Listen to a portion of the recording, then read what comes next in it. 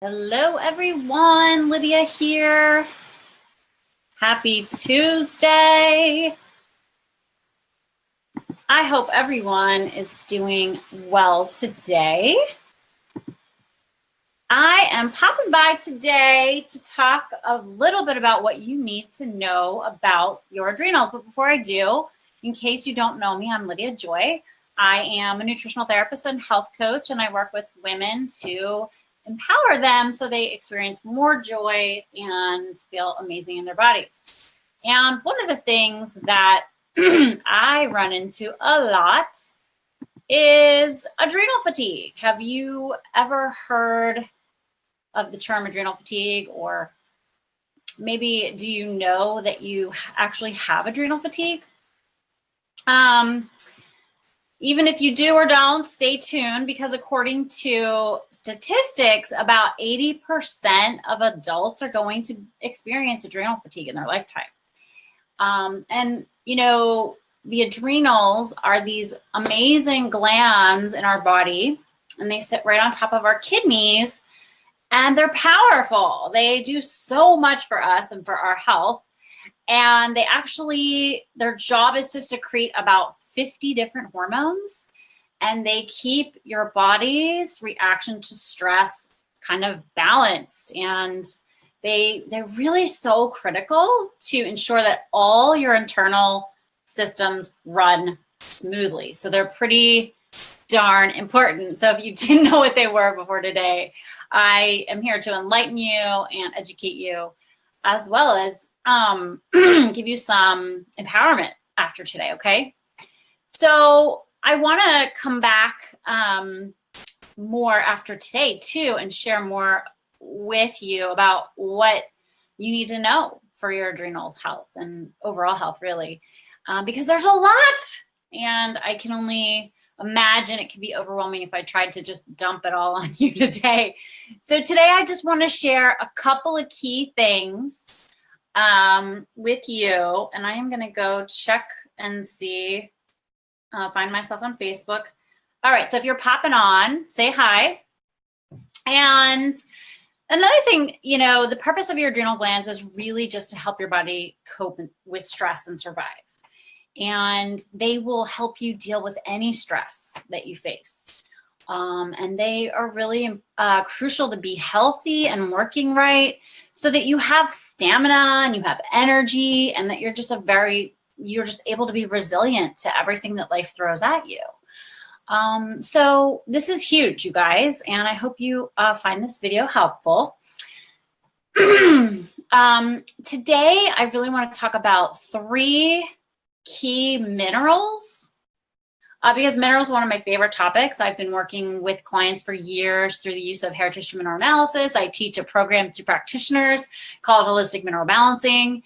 And minerals are magnificent. They are the spark plugs of life. They really help you function optimally.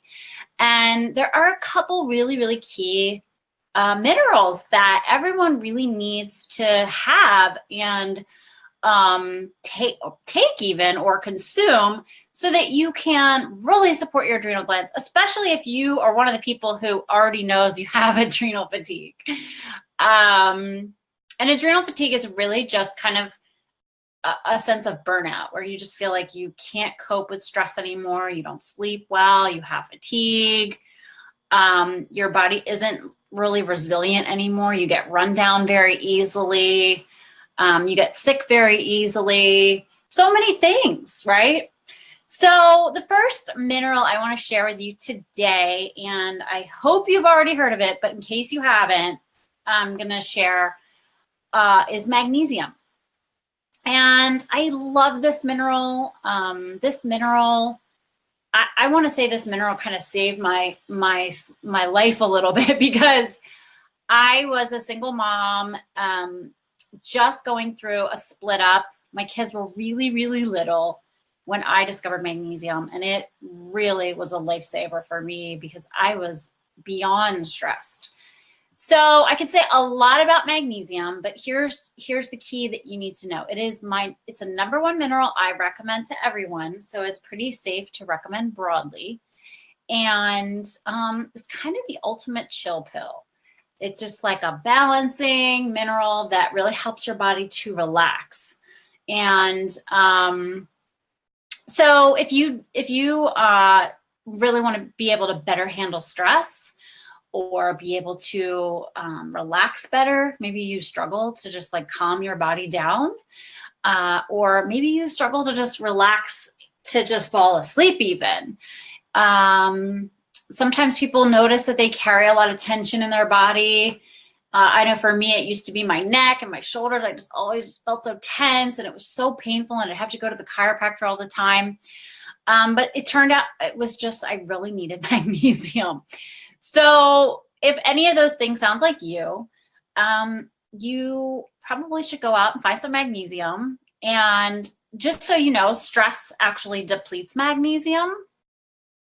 Okay, so if you've been under that stress, you know, this is going to be huge for you.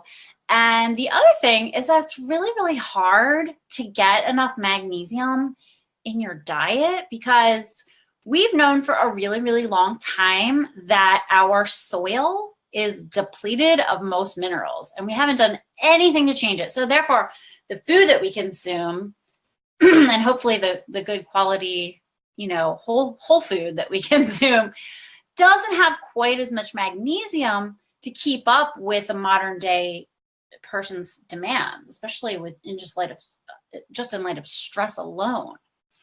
So I'm just going to give you one little simple tip. And to really optimize magnesium, you may need more than this. So this is a broad, safe recommendation for everyone, is that you can go and find a magnesium product at your local health food store that's a chelated magnesium or magnesium glycinate. I also have a store on my website in case you want to know which brands I like. But really start with just a small amount and see how it goes for you. About 200 to 400 milligrams is a safe amount to start with for the average adult. If you want to take a whole lot more, I wouldn't recommend it without really talking to someone first. I overdid it on magnesium in my early years and it made me really tired. It crashed me. So you do want to be careful, but just get started with a little bit and see how it goes for you. So that is my number one mineral recommendation for your adrenals, but also your whole health, right? The second one is for salt. And you might have noticed that you've craved salt, or you crave a lot of salty foods, or maybe you salt your food before you even taste it. I'm guilty of that. I love salt, but my body really needs it.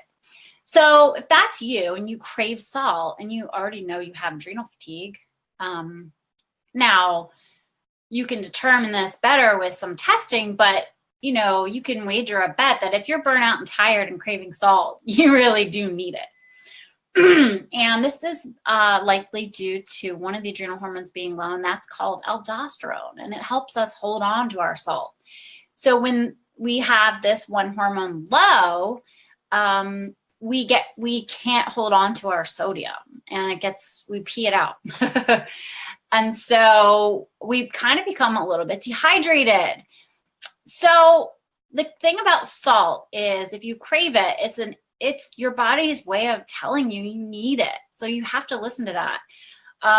Unfortunately, you know, we've come to a place where we've been told salt is bad for us, and that's just not true. You know, sodium added to, you know, processed foods is a whole different thing than good quality sea salt. We really need that for optimal health and to survive and to live. So you want to make sure you get good sea salt, good quality sea salt, sprinkle in your food. You can put a pinch in your water, because water is supposed to be water plus minerals. And sea salt has a nice balance of minerals, and that can help you actually hydrate better. Okay, sound good? Easy enough, right? But surprisingly, some people in adrenal fatigue, and I say that term loosely, by the way, we'll talk about that more soon, is that it could take quite a bit of salt at first. So be liberal with it. If you have high blood pressure, don't do this. Talk to your doctor first. But otherwise, if you just have low energy, it's very safe to eat good quality sea salt.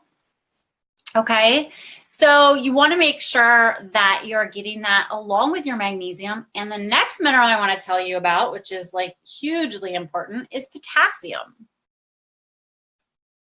Potassium is a mineral that I love. And when you hear the word potassium, what do you think of? What food source comes to mind? I'm going to wager a bet you're thinking bananas, right? Well, the interesting thing is that fatigue is the most common symptom of chronic potassium deficiency. And I've worked with a lot of people over the years and a lot of women, with that fatigue. And I've seen them through testing that they have low potassium. So I want to share this with you because chances are you're not aware of it. Now, here's the kicker I want to share with you too. And this is something that most of us don't think about because we're not counting our minerals and our nutrition when we eat. We don't even think about it. But we need a lot of potassium every day for optimal health. We need about 4,700 milligrams of potassium. That's a lot of potassium. And that's just, the amount we would need for, optimal function. That doesn't consider if someone is already deficient. So I want to help you to focus on what you can do the best way I know how, and that's just by getting it in your diet. And you're here because you are on a mission to improve your health through, healthy food. So let's talk about that for a second, because most of us could start to feel a lot better if we just change these couple things I'm sharing with you today. So, some of my favorite potassium-rich foods are not what you think. Bananas are one, but they don't have a lot. They have about maybe 300 milligrams. So you'd have to eat a lot of bananas to get all your potassium. So one of my very, very favorite ways to get a nice hit of potassium, which gives you a nice lift and boost, is through coconut water, which is super trendy right now and easy to get. And you maybe, if you've gone to your health food store, you've already tried coconut water. That's one of my favorites. You know why? Because it has other electrolytes in it and it gets into your system really fast. So if you just drink some coconut water when you're feeling tired, maybe you're a little anxious, maybe you have a little brain fog, it could give you a really quick lift because that fluid is hydrating your body quickly and it will really help you out. So give it a try next time you feel that way, and you can thank me later. But there's so many foods that have potassium, and I'll share them right now. And if any come up for you, maybe try to include them in your next meal, okay? So carrot juice is another one. I know not everybody probably drinks carrot juice, but it's an option, and sometimes you can find that also in your local health food store. Turkey, beef, cod. Yogurt is actually a nice balance of sodium and potassium, so that's a good one. And just to give you an idea of the most potassium-rich veggies, beet greens. Those are the highest, and most of us probably don't eat beet greens, or maybe we don't even want to. I tend to eat them in the fall when they're available. Swiss chard is another one that's really high. Sweet potatoes are loaded with potassium. Winter squash is another really good one. Carrots, cabbage, spinach is nice and high. So those leafy greens, there's another reason why they're so good for you. And then kale and summer squash, green beans. And so those are a few ideas for you to get started with.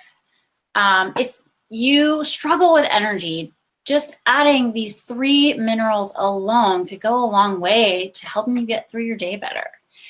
So I hope you found this helpful and insightful, and maybe you never heard of something that I shared today. I hope so. If you have any questions and you're watching this, pop them below, And I will definitely be back with more on what you need to know about adrenal fatigue. In the meantime, are we email buddies yet? I would love to share more with you. And if you want to hear more from me, especially about, just having a more energetic, vibrant, joyful life, you can sign up in the link that I will have either above or below for you. All right. Thank you so much for watching. And it is a gorgeous day today. So I am headed out for a hike and to get my vitamin D in the sunshine. And I will talk to you guys very, very soon. Bye.